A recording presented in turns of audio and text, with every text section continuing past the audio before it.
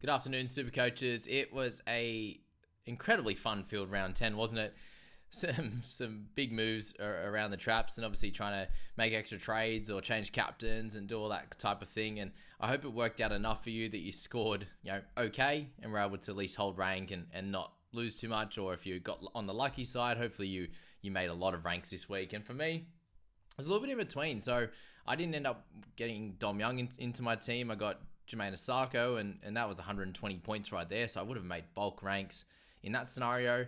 I captained incorrectly with Val Holmes after he had, that obviously bombed that try and everything. So, but it was more the outside picks, the ancillary picks that, Sam Walker coming in, a few of these guys that, both for more got 70 odd. Like these types of players were able to score really well for me. And that still, helped me make ranks. And I think that's going to help me going forward is those guys on the side that, Jermaine Asako, these types of players, Garrick, I had low ones from them. They could come out and have a much better game this next one coming up, and I could have a really big score. That's my hope here. So nice building week. I did not end up using 3 trades though. I made one final trade to getting Connor Watson actually. So I'll go through that in a second. But up to 6,699 in the overall rank. Team values at 14.65, which is cool. Down to 24 trades, and I've used my last boost now. So from here, it's 2s until round 13, which I think I probably won't triple trade anyway. And we'll have to start conserving for sure. And I'm not too bad on the injury front here after trading out Hughes last week and not having Cleary and the like.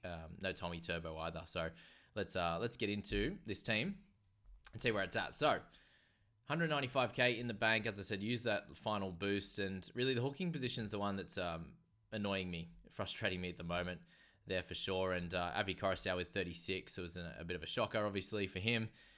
Scored a try again, but this one was disallowed for another time. But this one he went through the legs of his own player, which is pretty frustrating there on that one for him. So another 36, and he loses bulk cash, unfortunately, there. Down to 498,000. So definitely not good at all on that front there. And then you go to Brayley on the other side. I didn't play him for 51, so that would have worked out okay. I might not have had to use a trade if I set up my... Well, I suppose it's harder. You just had to play guys early. I had Blaze Talangi there with a 93 on the bench, not getting me any points, which was frustrating. I ended up reversing my Strange trade and traded out Roger instead. And so left Strange on there. He might have to just hold for a good while now, given he's a warm body, a green dot in our sides, which is finally, which is very helpful. That is for sure. So moved Hines to the bench there. Brought Sammy Walker in this week, which was great, and I know a lot of people will be looking to grab him this week, and he ended up going up a good amount of cash there at 107,000, which was good. So he's up 72k for the year now after all that. So it's very, very interesting how it works, isn't it? When you can go fairly low most weeks, get a couple of big scores in the 170 and the 95, and now you're in a position where you're well up for the season. So that's that there. Trey Fuller ended up with a good score of 75, and we're up 224k now, 225, which is awesome. Needed that good score, that's for sure. With Reece Walsh with his 93 was lovely. As I said, Val is captain 56, Asako, Garrick, and Kale Iro. Not a great center wing this week. For me, it was the fullback position. The 5'8" position did really well with 96 and 54 for Brownie and Galvin. Walker with 95 was great. As I said, trade in Watson, got that big cash rise and a good score, and we'll see if he maintains that spot at 9 this week, or he goes back to a 40 to 50 minute roll. But that was awesome.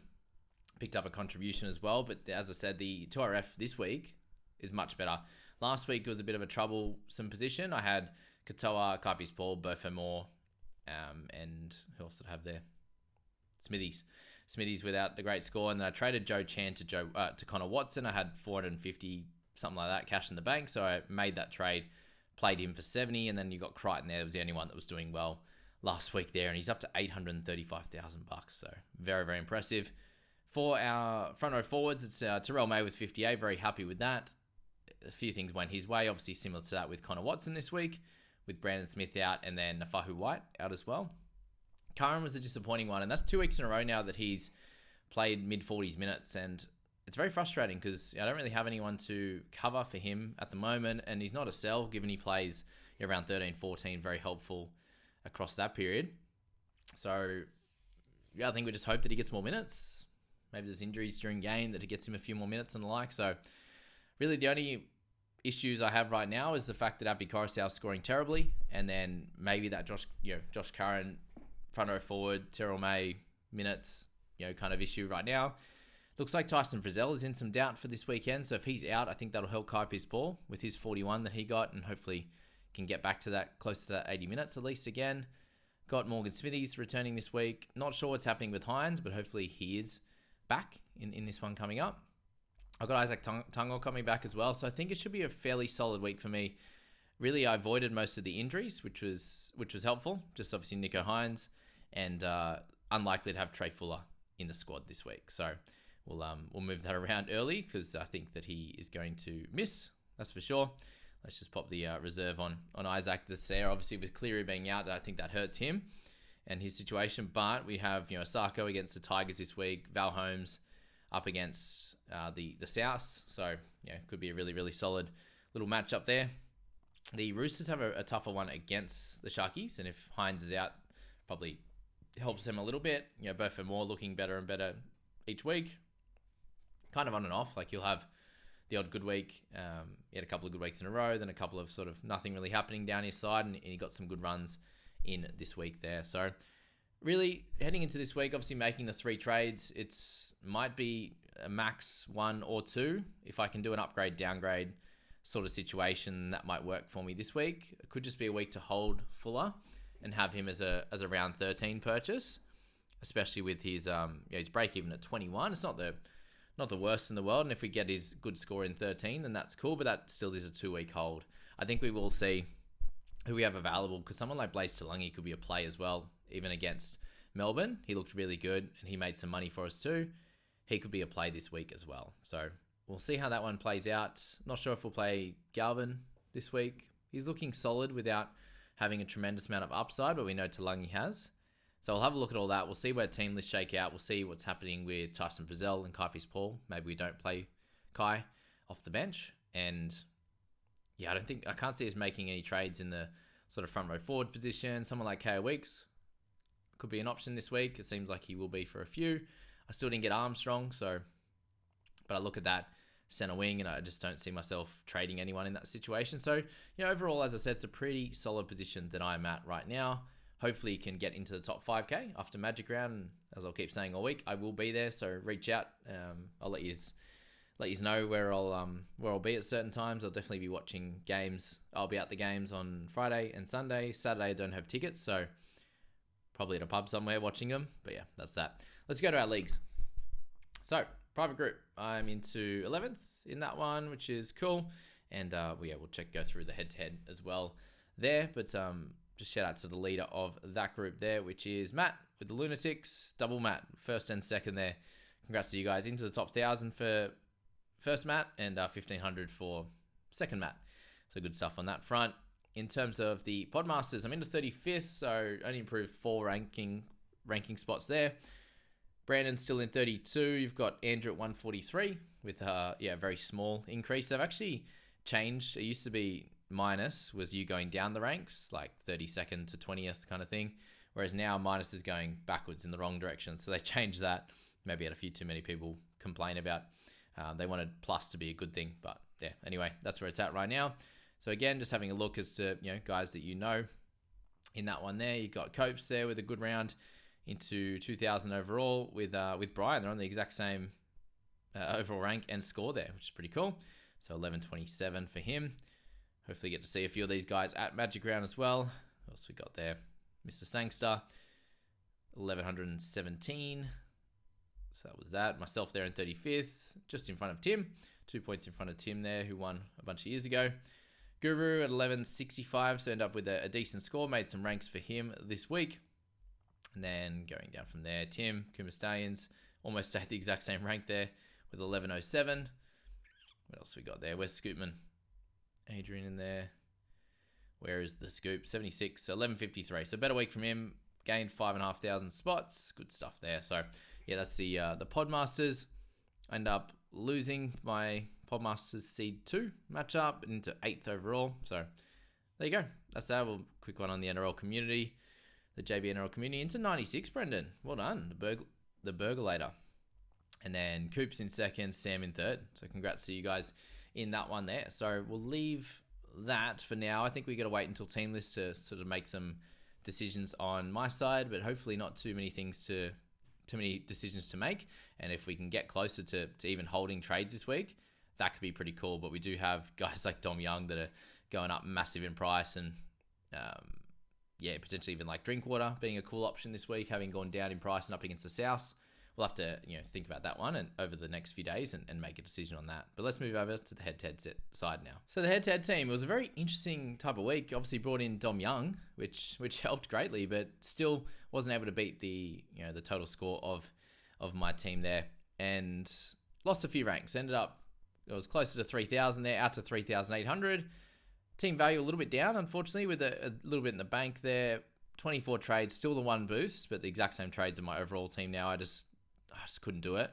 I ended up taking the AE in this team. I just didn't want to make that extra trade. I didn't have a clear option to go to.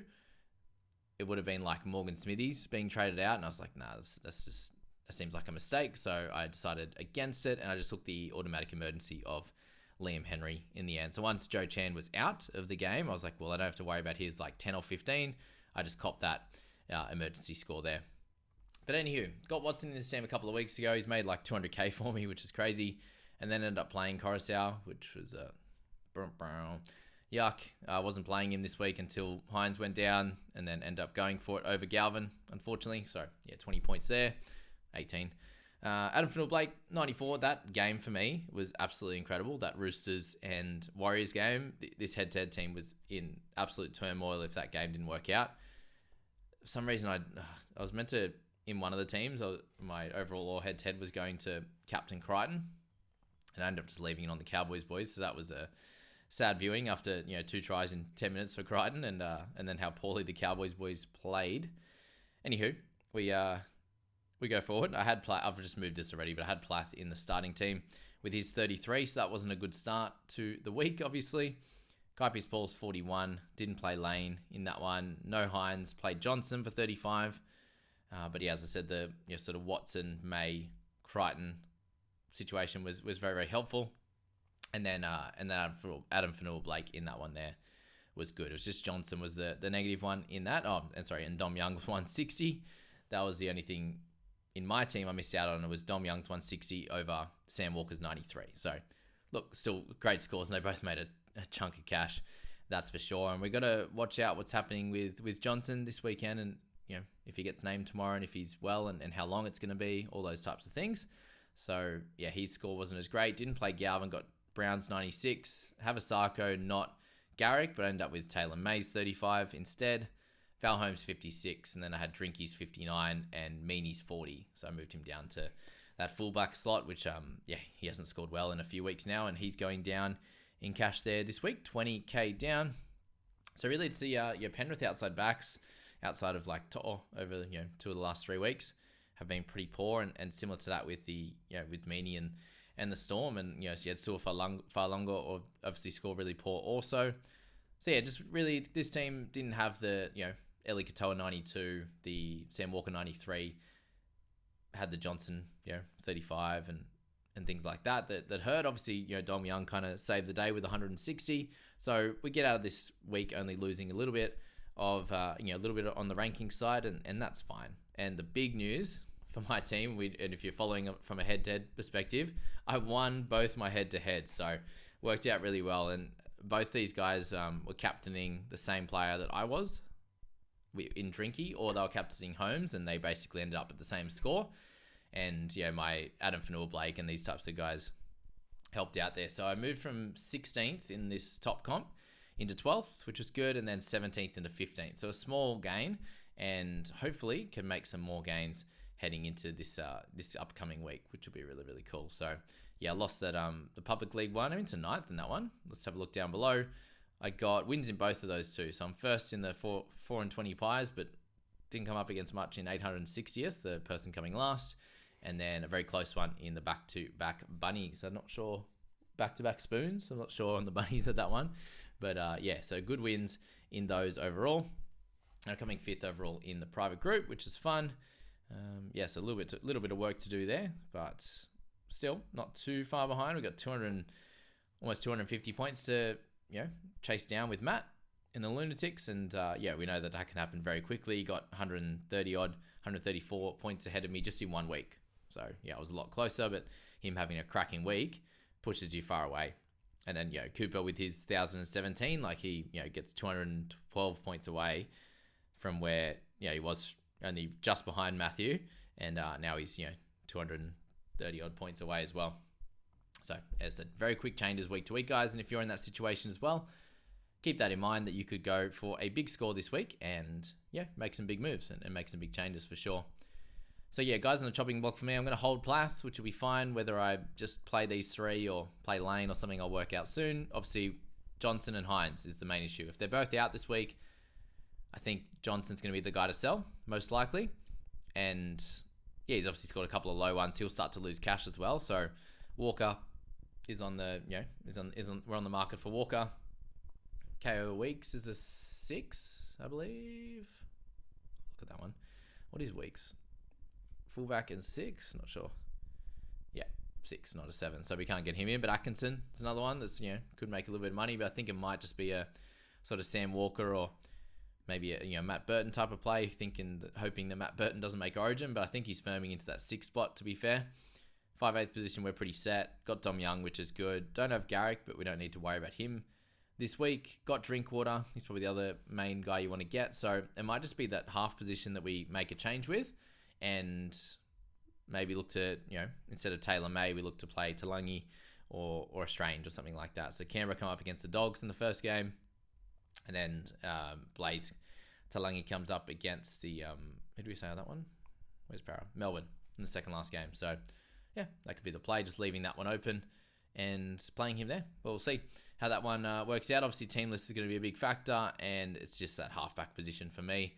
A little bit in the 2RF, but outside of, this week that just went, where I had a bunch of those players that scored well in my side, no one's really standing out in this situation here. And if I wanted to get a hooker in, I could move Watson down and muck around with that if need be.